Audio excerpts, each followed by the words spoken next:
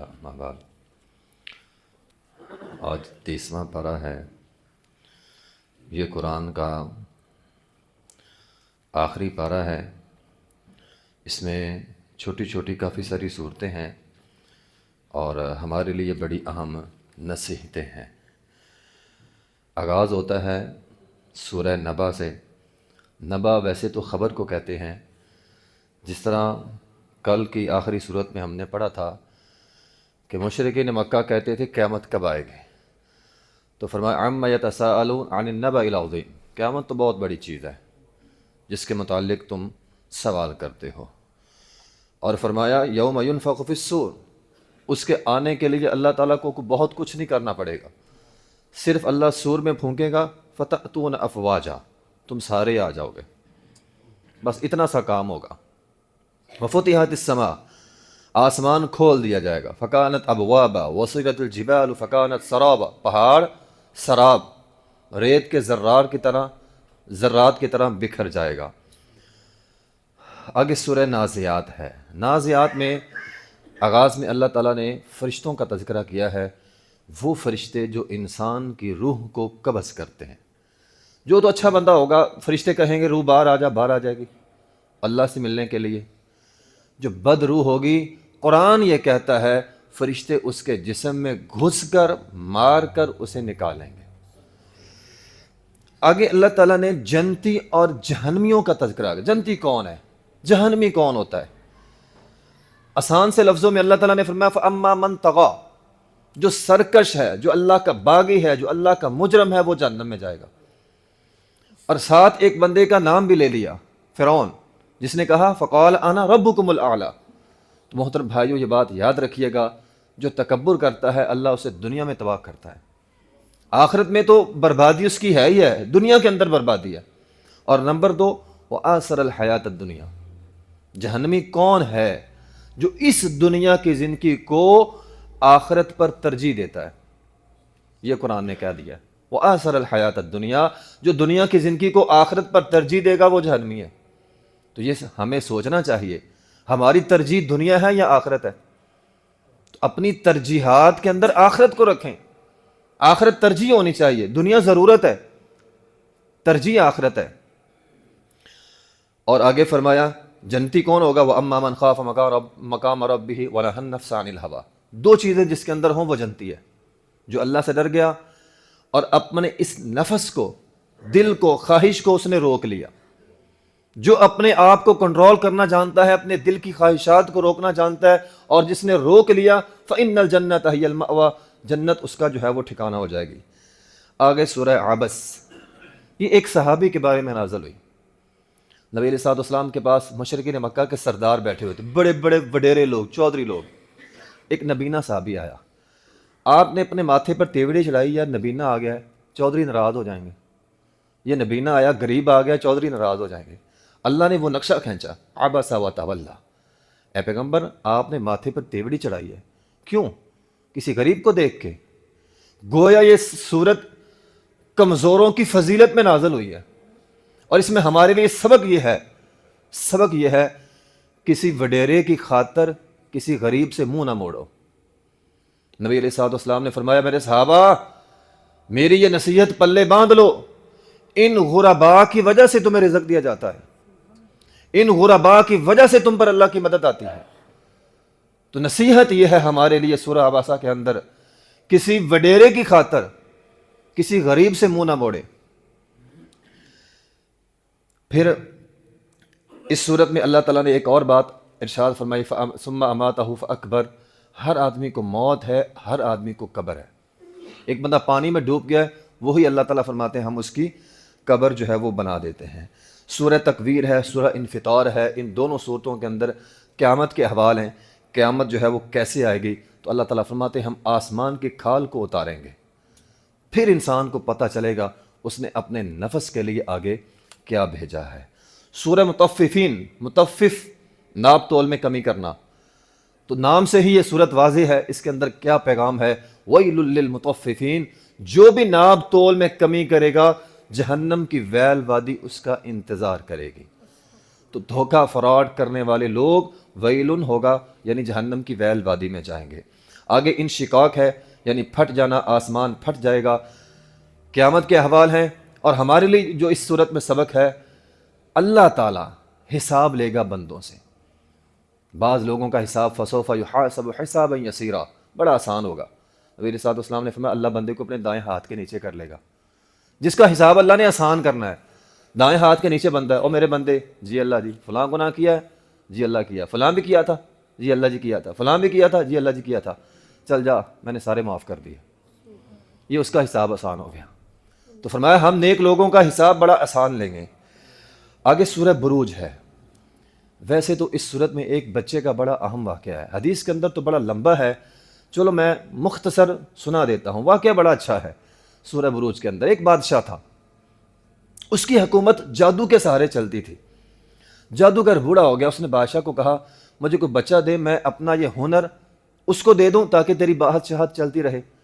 اس نے اپنے بادشاہت کا جو سب سے ذہین بچہ اسے ملا، اس نے اٹھایا اس جادوگر کو دے دیا. قصہ مختصر یہ، وہ بچہ جادو سیکھتا رہا، لیکن جب وہ جادو سیکھنے آتا تھا، راستے میں ایک راہب، عیسائیوں کا دور تھا نا، نبی عیسیٰ علیہ السلام تھے، تو عیسائیوں کا ایک یعنی اس دور کا ایک عالم تھا جس کو راہب کہتے ہیں، آج کل مولوی کہتے ہیں، اس وقت راہب کہتے تھے. راہب کے پاس وہ بچہ بیٹھنا شروع ہو گیا. اس نے انجیل کا علم حاصل کیا. بات مختصر یہ ہے کہ ایک دفعہ وہ آ رہا تھا، راستے میں کوئی بڑا جانور تھا، اس نے لوگوں کا راستہ روکا ہوا تھا. وہ بچہ کہنے لگا اللہ آج میں پہچانوں گا جادوگر سچا ہے یا راہب سچا ہے. اس نے کینکری اٹھائی اور کہا اے اللہ اگر یہ راہب سچا ہے نا تو یہ جانور بھاگ جائے. اس نے کینکری ماری، جانور بھاگ گیا. بچے کے دل میں بیٹھ گیا راہب کا دین سچا ہے. ساتھ اللہ تعالیٰ نے اس کو دو، آپ یوں سمجھ لیں، کرامتیں دے دی اس بچے کو. وہ ہاتھ پھیرتا تھا، پیدائشی اندھا ٹھیک ہو جاتا تھا. وہ ہاتھ پھیرتا تھا، پھول بہری کی بیماری جو لا علاج بیماری تھی وہ ٹھیک ہو جاتی تھی. اب اتفاق ایسا ہوا کہ بادشاہ کا ایک وزیر اندھا ہو گیا. اس نے بڑا علاج کروایا، نہ ٹھیک ہوا. کسی نے اسے بتایا کہ وہ بچہ نا ٹھیک کر دے گا، لیکن بچہ ہاتھ اسے پھیرتا تھا جو عیسیٰ علیہ السلام پر ایمان لاتا تھا. وہ وزیر گیا، اس نے کہا میری شرط تو یہی ہے، عیسیٰ علیہ السلام پر ایمان لے آؤ. ایمان لے آیا، اس نے ہاتھ پھیرا، آنکھیں ٹھیک ہو گئی. اگلے دن بادشاہ نے کہا وہ تو اندھا تھا، تو کیسے ٹھیک ہو گیا؟ اس نے بتا دیا کہ بچے نے ہاتھ پھیرا ہے. بچے کو بلا لیا گیا، بچے پر زبردستی کی گئی تو راہب کا پتہ چل گیا. اب راہب بھی آ گیا. حدیث بڑی لمبی ہے، مختصر یہ ہے کہ راہب کو بالآخر آرے کے ساتھ چیر دیا گیا. رہا بچے کا معاملہ، اس نے کہا میں تجھے چیر دوں گا. کہا چیر دو. کہا نہیں تیری سزا دردناک ہوگی. کیا سزا ہے؟ اب ایک بچے کا ایمان آپ نوٹ کریے گا. اس نے فوج بھیجی، کہا اس کو پہاڑ کے اوپر لے جاؤ، اوپر سے نیچے گرا کے مار دینا. فوج چلے گی، بچے کو اٹھایا پہاڑوں پہ لے گئے، نیچے گرا کر مارنے لگے. بچے نے دعا پڑھی اللہم اکفینیہم بما شئت. یہ دعا یاد کر لیں، اللہم اکفینیہم بما شئت، اللہم اکفینیہم بما شئت. اے اللہ مجھے تو کافی ہے. پہاڑ ہلا، ساری فوج گر کے مر گئی، بچہ بچ گیا. بچہ اللہ کے پاس، بچہ بادشاہ کے پاس. اور تو آ گیا؟ جی آ گیا. فوج کہاں؟ ساری مر گئی. اس نے بحری فوج بھیجی، کہا سمندر کے بیچوں بیچ لے جا کے اس کو ڈبو کے مار دینا. معاملہ پھر وہی ہوا. جب ڈبونے لگے اللہم اکفینیہم بما شئت، کشتی ہلی، سارے فوجی مر گئے، بچہ بچ گیا، واپس آ گیا. وہ تو پھر آ گیا؟ جی آ گیا. اب تجھے مار بھی نہیں سکتا میں. اس نے کہا تجھے مارنے کا طریقہ نہ بتاؤں؟ اب بچہ خود کہہ رہا ہے. ایمان کی کیفیت آپ دیکھیں. مارنے کا طریقہ نہ بتاؤں؟ کیسے؟ اس نے کہا مجمع بلانا ہے، لوگوں کا مجمع بہت بڑا. ٹھیک ہے، آ گیا. بادشاہ کو تو یہ تھا کہ میری سے جان چھوٹے. مجمع بلا کے سولی پر مجھے چڑھا کے میرے ہی ترکش سے تیر لے کر بسم اللہ رب الغلام پڑھ کر تو نے تیر مارنا ہے، میں مر جاؤں گا. اس نے کہا شرط منظور ہے. مجمع اکٹھا کر لیا، سولی پر چڑھا دیا، بسم اللہ رب الغلام پڑھ کر تیر مارا، بچہ مر گیا. کن پٹی پہ اس کا تیر لگا، وہ بچہ مر گیا. کہتے ہیں میں نے ایک جگہ پڑھا تھا کہ عمر بن خطاب رضی اللہ تعالیٰ عنہ نے کسی علاقے کو فتح کیا تھا تو وہاں پہ ایک بچے کی لاش ملی تھی. قبریں تھیں پرانی، اور وہاں ایک بچے کی لاش ملی تھی جس کے کن پٹی پہ تیر لگا ہوا تھا اور خون تازہ نکل رہا تھا. تو صحابہ کرام نے یہ محسوس کیا یہ وہی بچہ ہے. تو بہرحال یہ ایک اضافی بات تھی. بچہ مر گیا، لیکن لوگوں نے سوچا یہ بادشاہ اپنے آپ کو رب کہتا تھا، یہ بچے کو نہیں مار سکا، بادشاہ نے اس بچے کے رب کا نام لیا تو بچہ مرا ہے، سارے مسلمان ہو گئے، عیسائی ہو گئے۔ اب وہ مصیبت میں پڑ گیا، پہلے تو ایک تھا اب مجمع ہو گیا۔ اس نے خندق کھودی، جس پر یہ سورہ بروج کا نام رکھا اللہ تعالیٰ، خندق والے۔ اس نے خندق کھود لی، اس نے فوجیوں کو کہا جو جو مجھے رب کہے گا اسے چھوڑ دینا، جو جو اس بچے کے رب کو رب مانتا ہے اسے خندق میں ڈال دینا۔ ڈالنا شروع ہو گئے۔ ایک عورت اور اس کے ساتھ ایک دودھ پیتا بچہ کھینچا، انہوں نے کھینچ کر آگ میں ڈال دیا۔ ماں تڑپی۔ اب جب ماں کو پھینکنے لگے، ماں تھوڑی سی جھجکی۔ دودھ پیتا بچہ کہتا ہے ماں آ جا، یہ جنت ہے، یہ آگ نہیں ہے۔ تو بہرحال یہ سورہ بروج کا ایک اہم ترین واقعہ ہے، بڑا لمبا واقعہ ہے، مختصر میں نے آپ کو سنایا۔ ہمارے لیے بڑی نصیحتیں ہیں، اللہ پر بھروسہ ہو، اللہ بندے کو ضائع نہیں کرتا۔ سورہ طارق ہے، اس کے اندر ایک اللہ تعالیٰ نے بات ارشاد فرمائی ہے انسان کی پیدائش کے حوالے سے، غور کیجئے گا۔ اللہ نے انسان کو بنایا ہے خلق من ماء دافق۔ اللہ تعالیٰ نے قرآن میں لفظ بولا دافق۔ دافق کہتے ہیں اچھلنے والے قطرے کو، جو قطرہ اچھل کے نکلے اس سے انسان بنتا ہے، اسی سے غسل واجب ہوتا ہے۔ جو ویسے آدمی کو شہوت کی وجہ سے لیسدار مادہ نکل جائے نا، اس سے غسل فرض نہیں ہوتا۔ غسل فرض ہوتا ہے اسی اچھلنے والے قطرے سے جس سے اللہ تعالیٰ نے انسان کو بنایا ہے۔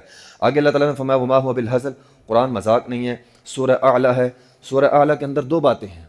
ایک، اے پیغمبر آپ کو کبھی قرآن نہیں بھولے گا، یہ نبی علیہ الصلوۃ والسلام کا معجزہ تھا۔ نمبر دو، سیذکر من یخشی، اللہ ہدایت اسے دیتا ہے جس کے دل میں ڈر ہو۔ آپ اپنے دل میں ڈر بٹھا لیں، اللہ آپ کو ہدایت دے گا۔ آگے سورہ غاشیہ ہے، عاملۃ ناصبہ، اکثر ہم یہ آیتیں پڑھتے ہیں، عاملۃ ناصبہ، ماتھے پہ نشان، کس چیز کے؟ سجدوں کے۔ تصلیٰ نارا حامیہ، جہنم میں جائیں گے۔ ہم کہتے ہیں نماز پڑھ لی کافی ہے، نماز پڑھنی کافی نہیں ہے، اس نماز کی حفاظت کرنا کافی ہے۔ اپنی نماز کو مسنون بنائیں، محنت کرتے ہیں یار، مسنون عمل نہیں ہے، ساری ضائع ہو جائیں گی۔ یہ میں تو نہیں کہہ رہا، یہ قرآن ہے۔ ماتھے پہ نشان ہے، جہنم میں جا رہے ہیں، ریاکاری ہے یا نماز صحیح نہیں ہے، تو خدا را نمازیں سیکھا کریں، اپنی عبادات کو سیکھ کر کیا کریں تاکہ اچھے طریقے سے عبادت ہو۔ آگے جو ہے وہ سورہ فجر ہے۔ سورہ فجر میں اللہ نے ایک بات سمجھائی ہے ہمیں، رزق کے حوالے سے فارمولہ بتایا ہے۔ اللہ تعالیٰ فرماتے ہیں انسانوں کا معاملہ بڑا عجب ہے، میں دیتا ہوں راضی ہوتے ہیں، جب کسی کو تھوڑا سا کھینچ لوں تو اللہ پہ بدگمان ہو جاتا ہے۔ یہ گویا اللہ تعالیٰ کا ایک شکوہ ہے۔ آپ سوچیں یار پچھلے سال اللہ نے مجھے بڑا دیا تھا، آپ نے اللہ کا شکر ادا کیا، اس سال اگر تھوڑا سا اللہ نے ہاتھ کھینچ لیا، ہمارے منہ سے ناشکری ختم نہیں ہوتی۔ نہ محترم بھائی، یہ اللہ تعالیٰ کی طرف سے آزمائش ہوتی ہے، دینے والا بھی اللہ ہے، تھوڑا سا کھینچنے والا بھی اللہ ہے، اللہ کی طرف سے آزمائش ہوتی ہے۔ اللہ کے بارے میں کبھی مایوس نہ ہوا کریں، اللہ کے بارے میں کبھی شکوے شکایتیں نہ کیا کریں۔ سورہ بلد کے اندر اللہ تعالیٰ نے فرمایا ہر انسان کو ایک چوٹی سر کرنی ہے، مجھے، آپ کو، ہم میں سے سب کو۔ جس نے ایک چوٹی سر کر لی وہ جنت میں چلا جائے گا۔ وہ چوٹی کیا ہے؟ اطعام فی یوم ذی مسغبہ، مشکل حالات میں، تنگی والے دنوں میں کسی مسکین کو کھانا کھلانا۔ جس نے یہ چوٹی سر کر لی، اللہ تعالیٰ فرماتے ہیں اسے جنت ملے گی۔ تو پریشان حال جو بندہ ہوتا ہے اسے کھانا کھلا دینا اللہ کی رضا کے لیے بہت بڑا عمل ہے۔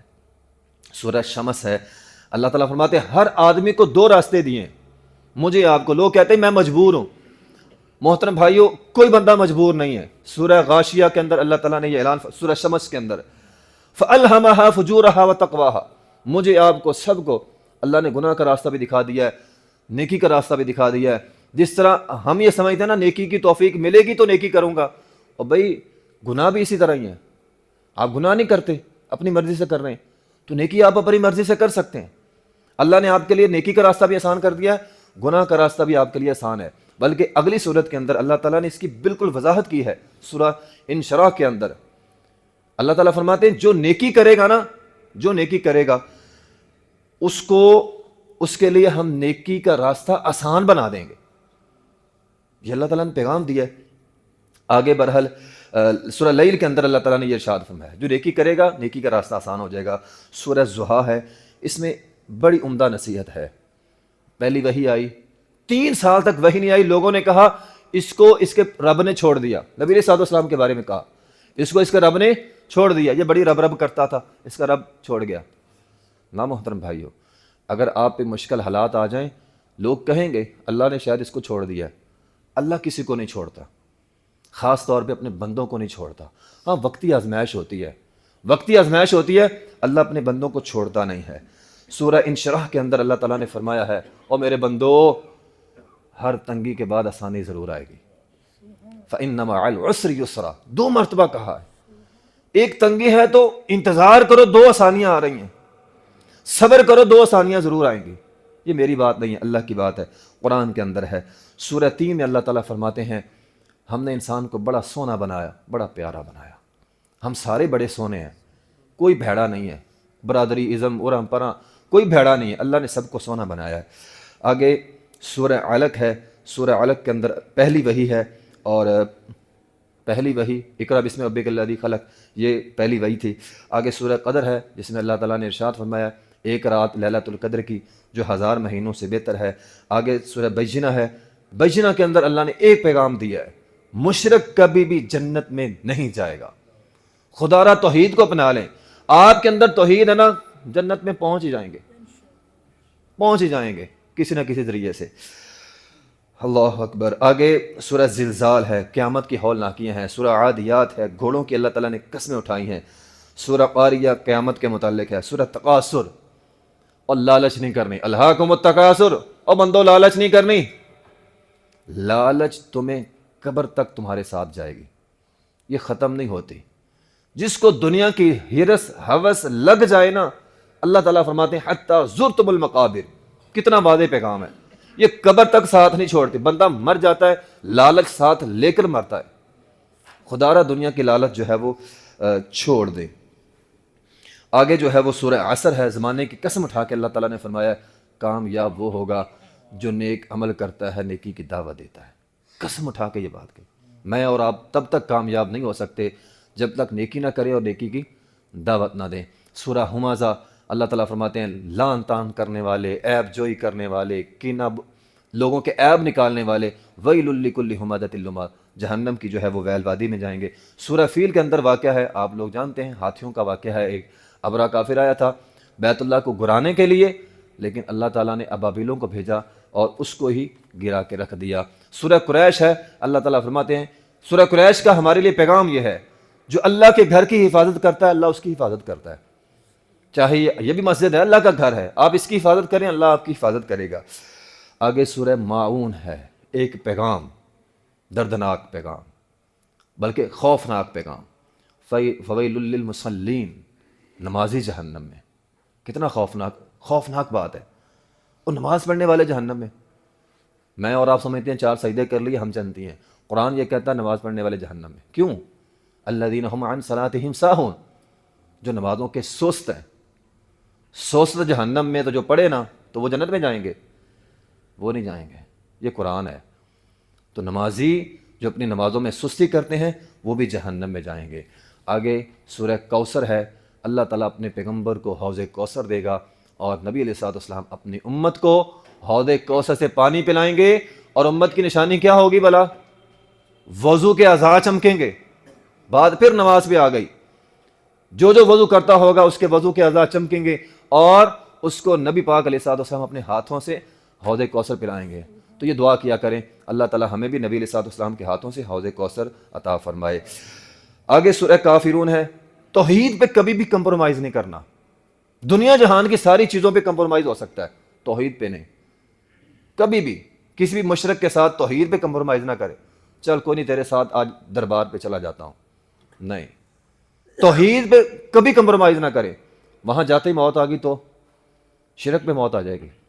تو یہ سورہ کافرون کا پیغام ہے. سورہ نصر, پیغام ہمارے لیے یہ ہے, اللہ نعمت دے تو استغفار کرنا ہے, اللہ کو یاد کرنا ہے. فسبح بحمد ربک واستغفر, استغفار کرنا ہے, تسبیح. اللہ نے آپ کو نعمت دی ہے, سورہ فتح ہے, مکہ فتح ہو گیا, فرمایا یہ نہیں کرنا میں نے فتح کیا, نہ, اللہ کی تسبیح کرنی ہے اور استغفار کرنا ہے. آگے سورہ لہب ہے, ابو لہب کے بارے میں, نبی کا گستاخ تھا, سورت نازل ہوئی. آخری 3 کل ہے. ویسے تو سورہ اخلاص کی بڑی فضیلت ہے, 1/3 قرآن کے برابر ہے, اور آخری 2 کل یاد رکھ لیں، دونوں کل نظر بد اور جادو کا علاج۔ ہم ڈھونڈتے ہیں، جاتے ہیں عاملوں کے پاس، اور بھائی اس کا علاج قرآن میں آخری 2 صورتیں، بلکہ آخری 3 صورتیں آپ رکھ لیں۔ امی عائشہ رضی اللہ تعالیٰ فرماتی ہیں تینوں صورتیں پڑھ کر ہم اپنے آپ پہ پھونک مارا کرتے تھے۔ رات کو سوتے وقت اپنے بچوں کو 3 صورتیں 3 کل 3 مرتبہ پڑھ کے دم کریں، انشاءاللہ نہ جادو کا اثر ہوگا نہ نظر بد کا ہوگا۔ تو یہ قرآن کا سب سے آخری پیغام ہے ہمارے لیے، ان تینوں صورتوں کو یاد رکھیں، خود بھی پڑھا کریں اور پڑھ کے بچوں کے اوپر بھی دم کریں۔ اللہ تعالی ہمیں عمل کرنے کی توفیق دے۔ وآخر دعوانا الحمدللہ رب العالمین۔